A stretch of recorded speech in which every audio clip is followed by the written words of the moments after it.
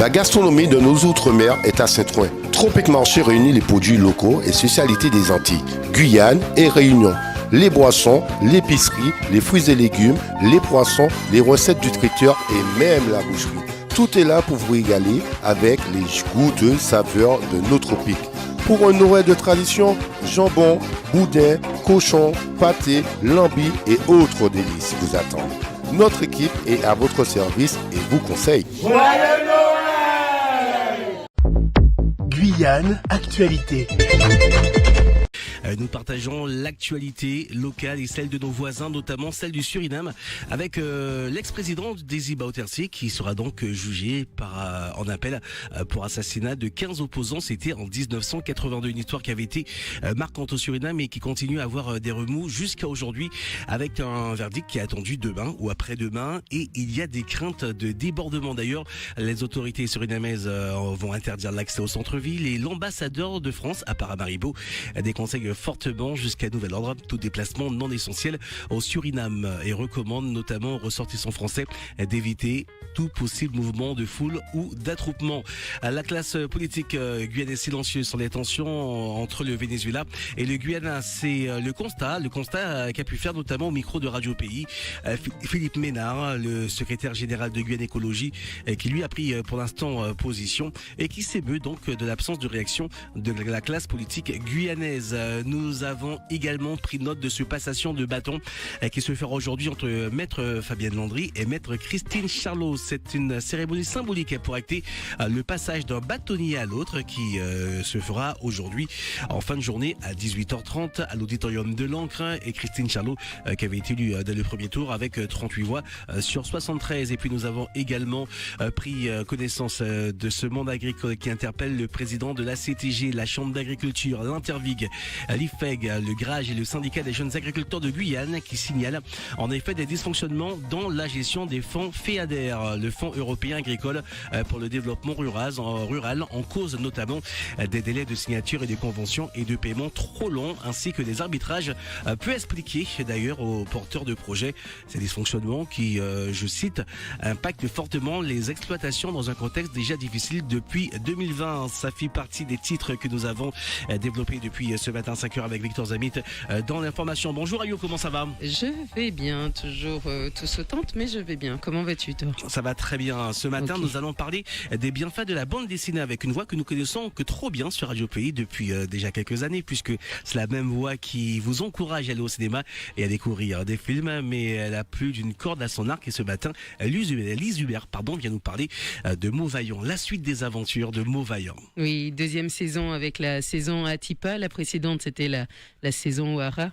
Aujourd'hui, on retrouve cet ouvrage avec elle. C'est un ouvrage qui a pour but de recueillir différentes poésies dont elle est elle-même l'auteur. Un recueil de poèmes en français et en créole guyanais qui offre aux plus jeunes des mots pour booster leur confiance en eux. Bonjour Lise Hubert, merci d'être avec nous aujourd'hui. Bonjour, je salue tous vos auditeurs avec grand plaisir et vous aussi. Et c'est vraiment pour moi un moment très sympathique que je commence à passer déjà avec vous. Merci beaucoup Lise d'avoir répondu à notre invitation et c'est vrai que on s'était déjà vu il y a déjà quelques mois pour parler de Mauvaillant. C'était au salon du livre, on avait pu longuement discuter de la manière dont ce recueil de poèmes avec des images, c'est un mélange de poésie et de bande dessinée qui peuvent permettre aux enfants de concevoir l'estime de soi différemment. C'est important parce que derrière il y a aussi un background d'enseignante. Oui. Et donc carrément au premier rang pour constater ou pas l'absence de cette construction de l'estime de soi chez les enfants. Effectivement, c'est d'ailleurs la naissance des Mauvaillants, puisque je n'avais pas envisagé de sortir ces ouvrages. L'écriture, par contre, elle est présente dans mon quotidien depuis extrêmement longtemps, de façon assez personnelle. Et puis aussi, tu as parlé de mon travail, en tout cas celui que j'ai pu effectuer pendant des années en tant qu'enseignante, que j'ai beaucoup aimé. Et effectivement, les Mauvaillants sont nés avec la période du Covid. Et puisque pendant un certain temps, nous étions confinés, très inquiets, parce que nous n'avions pas certaines réponses. Nous avions surtout beaucoup d'inquiétudes. Et cette inquiétude, eh bien, tout le monde l'a ressentie, mais en particulier, je dirais, les personnes âgées et aussi nos enfants, les plus jeunes. Et lorsque nous sommes revenus à l'école, moi, j'ai ressenti un petit peu ce mal-être chez nos élèves, ce besoin en tout cas de sentir une certaine sécurité. Et là, ça a fait tilt. Je me suis dit, bon, il faut qu'on ait un rituel tous les matins, que je puisse leur offrir des mots pour qu'ils retrouvent cette confiance et même aller plus loin. Et c'est à ce moment-là que j'ai commencé à rédiger les mots vaillants. Je les ai appelés rapidement ainsi. Il me fallait un terme pour donner corps à cette écriture, puisque ce sont des poèmes exclusivement basés sur l'estime de soi. Et donc, la collègue avec laquelle je travaillais, ma chère collègue Tania et amie, eh bien, nous, tous les matins, nous prenions 5 minutes, justement, pour faire des mots vaillants avec nos élèves. Et on a vraiment vu le résultat, l'impact que ça a eu sur eux. On l'a fait même durant toute l'année scolaire. Et puis, au terme de cette année, avec les encouragements que j'ai reçus autour de moi, Lise, qu'est-ce que tu fais avec tes mots vaillants? Tu fais quoi? Mais tu fais quoi? Et voilà, ça a fait un petit tour dans ma tête. Je me suis lancée dans cette aventure d'écriture à partager, cette fois avec un maximum de personnes.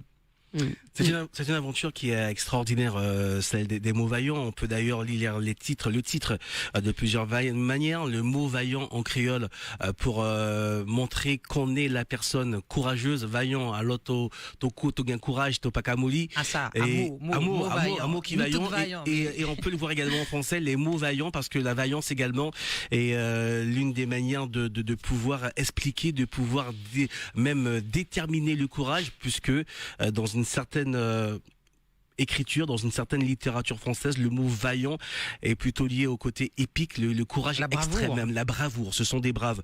Ça veut dire, Lise, que lorsqu'on écrit ça pour des enfants, que malgré tout l'amour, tous les efforts que font les parents, la construction des petits, la construction psychologique, la construction de l'estime de soi n'est pas quelque chose qui est prise en compte de manière naturelle?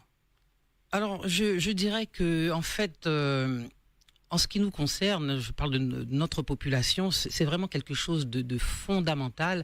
Et on constate malheureusement les traces de l'histoire. L'histoire est passée par là aussi. Et l'histoire, elle est passée sur nous-mêmes, sur nos parents et avant nos parents. Mais il n'y a pas que ça. Il y a aussi un bel héritage. Et c'est plutôt là-dessus qu'il faut se fonder pour justement construire cette estime de soi.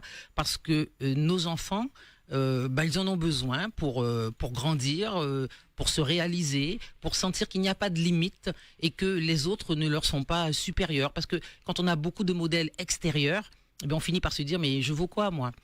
Et moi j'ai des souvenirs d'enfance et j'ai eu l'occasion de parler de cela il n'y a pas très longtemps. Je me souviens mon frère quand nous étions en classe en France notamment, en cours de récréation, c'était à l'école primaire.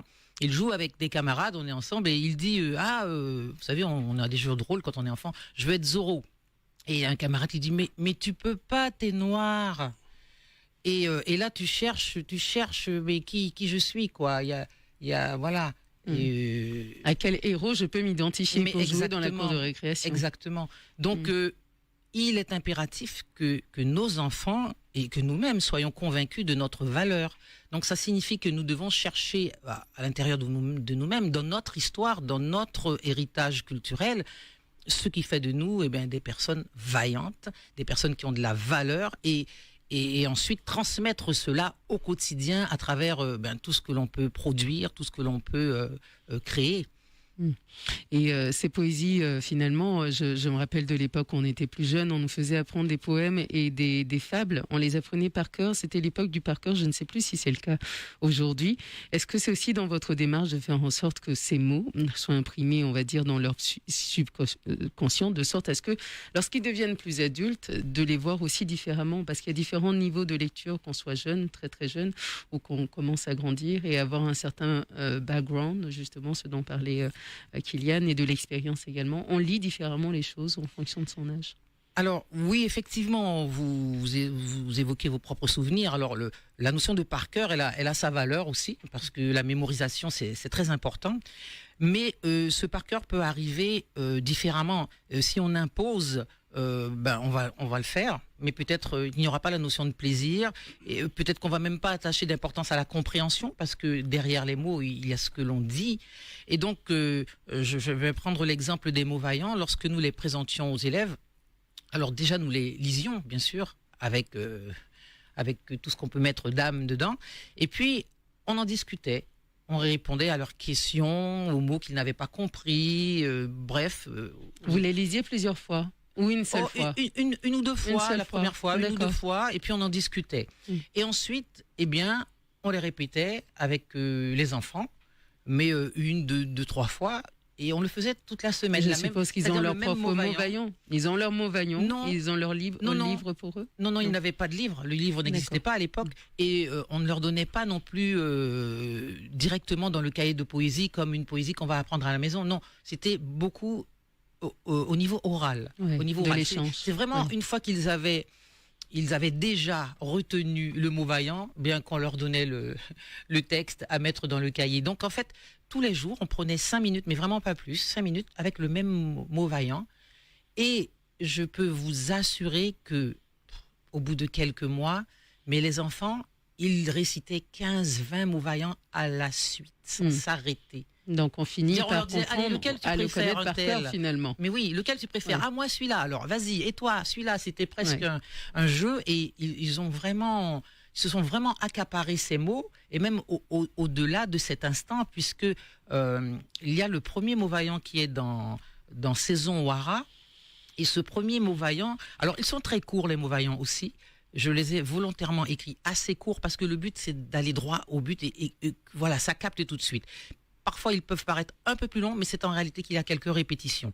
Donc, dans l'ensemble, ils sont plutôt assez courts, donc vraiment faciles à retenir pour tous les publics. Alors, le premier mot vaillant que j'ai mis en page dans Saison Ouara, c'était « Mon corps est magnifique, il a des pouvoirs magiques, ma couleur est extraordinaire, riche et belle comme la planète Terre ». O News Radio sur outremernews.fr.